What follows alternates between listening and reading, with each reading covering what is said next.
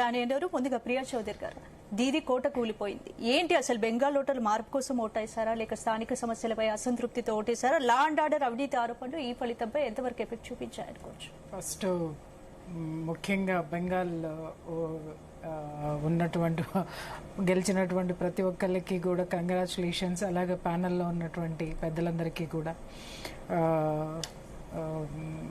శుభాకాంక్షలు. ఎందుకంటే అందరూ all are in happy mode. అందరికీ కూడా కంగ్రాచులేషన్స్ చెప్తున్నాను. మీరు అడిగారు ఏంటి అని అంటే, ముఖ్యంగా నాకు కనిపించింది ఏంటంటే, అటు అస్సాం కానివ్వండి, ఇటు బంగ్లాదేశ్ కానివ్వండి, ఓటు దేశ భద్రత కోసం వేశారనిపించిందంటే. ఎందుకనంటే లాస్ట్ టైం నుంచి మనం చూస్తున్న బంగ్లాదేశ్ ఇష్యూ మనం చూసిన తర్వాత, అలాగే ఇప్పుడు వెస్ట్ బెంగాల్ కానీ అటు అస్సాం కానీ చాలా నలిగిపోయినటువంటి అంశం. అలాగే నియంతృత్వ ధోరణిలో ఎంత నలిగిపోయింది అనేటటువంటిది కూడా చాలా చూసినాం. ఇవాళ నాకు అనిపించింది ఏంటంటే, హిందువు ఎంత స్ట్రాంగ్గా నిలబడ్డాడు అనంటే, ఇవాళ దేశ భద్రత ముఖ్యము అనేటటువంటి దాన్ని మాత్రము ఈరోజు బీజేపీ చాలా బలంగా తీసుకెళ్ళింది. అలాగే హిందువు బలంగా ఫీల్ అయ్యాడు. కాబట్టే ఈ ఓటు లోపల ఉన్నటువంటి ఆ సిచ్యుయేషన్స్ కంటే కూడా దేశ భద్రత అనేటటువంటి దాని మీద ఎక్కువ ఓటింగ్ జరిగింది అనేటటువంటిది నేను భావిస్తున్నా. ఇకపోతే మీరన్నట్టుగా ఏంటంటే, ఇప్పుడు ఇక ఆవిడ్ని మమతా బెనర్జీ అనే కంటే మమతా బేగం అంటే బాగుంటుందేమో. అతి భయంకరమైనటువంటి పాలన. నిజంగా ఒక మహిళ ఇంత నియంతల్ని చూసామండి. ఒక ఇందిరాగాంధీని చూసాము, అలాగే జయలలితను చూసాం, కానీ ఇంత నీచంగా ఇంత క్రూరంగా మాత్రం వాళ్ళైతే లేరు. వాళ్ళని మించిపోయినటువంటి దీంతో ఈవిడ ఇంతసేపు కూడా ఓటు బ్యాంక్ ని ఇది చేసుకోవడానికి ఆవిడ పాలిటిక్స్ చేసింది తప్ప వెస్ట్ బెంగాల్లో ఎక్కడైనా డెవలప్మెంట్ అనేటటువంటిది ఉందా? ఒకప్పుడు వెస్ట్ బెంగాల్ ఏంటండి, ఎంత రిచ్ స్టేట్ అది. మేధో సంపత్తి ఉన్నటువంటి రాష్ట్రము, ప్లస్ అలాగే చాలా సంపన్నులు ఉన్నటువంటి రాష్ట్రము. ఇవాళ అడ్డా కూలీల కింద తయారు చేసినటువంటి వైనం చూస్తే, అటు కమ్యూనిస్టులు పరిపాలించినటువంటి ఆ శకం కానివ్వండి, మమతా బెనర్జీ శకం కానివ్వండి, మొత్తం అంతా నేలమట్టం చేసి అవతల పడేశాడు. అక్కడ ఉన్నటువంటి అభివృద్ధిని కానివ్వండి, అక్కడ ఉన్నటువంటి మేధో సంపత్తిని కానివ్వండి, జాతీయ భావం అని కనిపించిన ప్రతి చోట అణిచివేతకు గురవటం అనేటటువంటిది జరిగింది.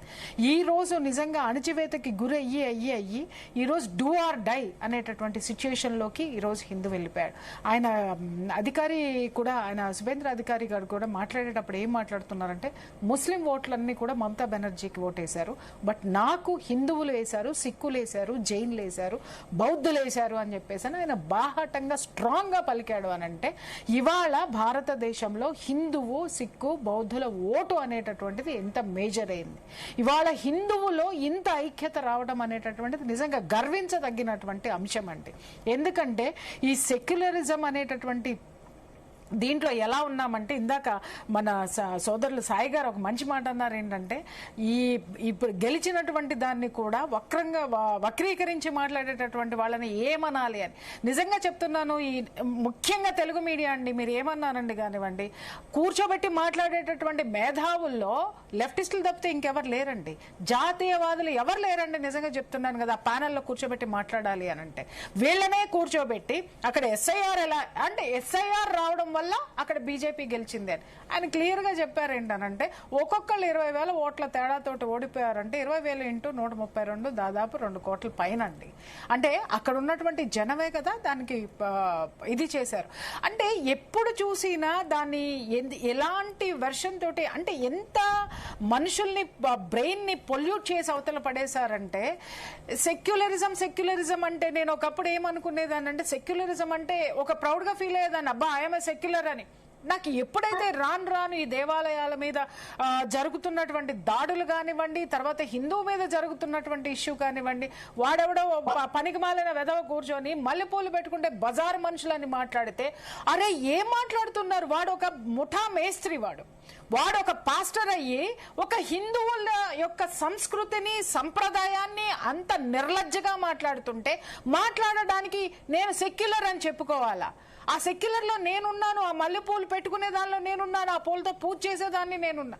ఇలాంటివి చూసిన తర్వాత కూడా సెక్యులర్లు అనేటటువంటి వాళ్ళు కనీసం మారకపోతే, నేను మారాను కాబట్టే నేను మాట్లాడుతున్నాను. ఆ తర్వాత ఎప్పుడైతే ముత్యాలమ్మ టెంపుల్లో అమ్మవారి గుండెల మీద తన్నిన ఎపిసోడ్ చూడగానే అండి ఎంత నేను బాధపడ్డానో నేను చెప్పలేదు. ఈ అంశాలు మన చుట్టూ జరుగుతున్నాయి. ఇప్పుడు మీరన్నట్టుగా అక్కడ జరుగుతున్నటువంటి హింస ఇంకెంత ఉంది. ఇప్పుడు ఇందాక భరత్ గారు ఒక మాట అన్నారు, ఇక్కడ శోభాయాత్ర జరుగుతున్నప్పుడు ఒక్కళ్ళు కూడా హింస కూడా ఎక్కడ జరగదని చెప్పేశారు. కానీ అక్కడ శోభాయాత్రలో చనిపోతున్నారు. ఇక్కడ ఎవరో జరగనటువంటి చోట జరుగుతున్న అంశాలు చూస్తుంటేనే నాలాంటి సెక్యులర్ గుండె రగిలి, అరే నేను హిందువుని, ఇది హిందూ దేశము, హిందూ రాష్ట్రము, ఇక్కడ అగౌరవంగా మనల్ని చూస్తున్నారని ఆ భ్రమంలో నుంచి నేను బయటకు వచ్చాను.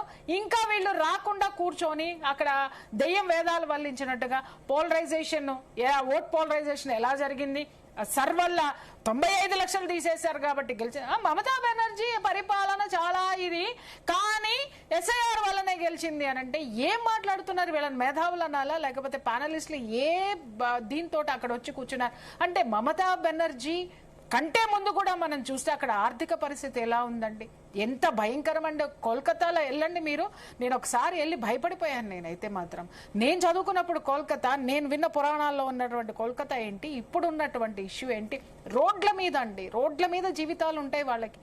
అరే ఇది ఏంట్రా భయ్, అసలు ఇక్కడ ఇలా బ్రతుకుతున్నారు జనం అనుకొని భయపడి పారిపోయి వచ్చాను నేను. అలాంటి సిచ్యుయేషన్ నుంచి పెనం మీద నుంచి పొయ్యిలో పడ్డట్టు మమతా బెనర్జీ వచ్చిన తర్వాత సిచ్యుయేషన్ అక్కడ ఎక్కడైనా సరే ఒక మంచి సివిలైజేషన్, ఒక డెవలప్మెంట్ అనేటటువంటిది రాష్ట్రానికి కానీ ప్రజలకు కానీ అక్కడ ఉందా? అరే మన హిందూ రాష్ట్రంలో ఉండి మనం హిందూ అని చెప్పుకోవడానికి భయపడి చచ్చిపోవాలా? ఇప్పుడు అన్నట్టుగా అక్కడ ఉన్నటువంటి రోహింగ్యాలు కానీ ఎవరైనా అక్రమ చొరబాటుదారులు ఎప్పుడనగా వచ్చారండి?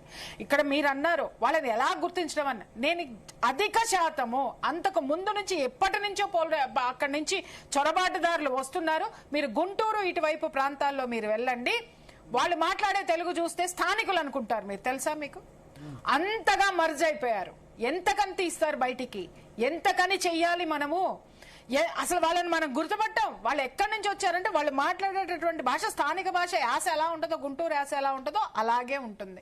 ఇంకొక విషయం, మీరు గుంటూరు రైల్వే స్టేషన్లో మీరు చూడండి, పర్ డే కొన్ని వేల మంది అక్కడ దిగుతారు. దిగిన తర్వాత ఎక్కడికి వెళ్తారు అనేది అర్థం కాదు. అంటే మీకు మైగ్రేట్ ఎలా జరుగుతుంది అనేది నేను చెప్తున్నాను. అంటే ఎలా వస్తున్నారు, ఎక్కడికి వెళ్ళిపోతున్నారు అని అంటే ఎవరు ఇస్తున్నారంటే స్థానికంగా ఉన్నటువంటి నాయకులు, స్థానికంగా ఉన్నటువంటి నాయకులు. ఇలాంటి ప్రభుత్వాల్లో మనం ఉన్నాము. ఇవన్నీ చూసి చూసి చూసి అందరూ కూడా మార్పును కోరుకుంటున్నారు. నేను ఇప్పుడైనా సరే నేను చెప్తున్నాను, ఈ సెక్యులర్ ప్రభుత్వాలు ఏదైతే ఉన్నాయో దయచేసి వీటిల్ని ఆపకపోతే ఈ రోజు వెస్ట్ బెంగాల్లో జరిగినటువంటి తిరుగుబాటే మిగిలిన రాష్ట్రాల్లో కూడా జరుగుతుందనేది మాత్రం స్పష్టమండి. ఓకే, యమునా పాఠక్ గారు.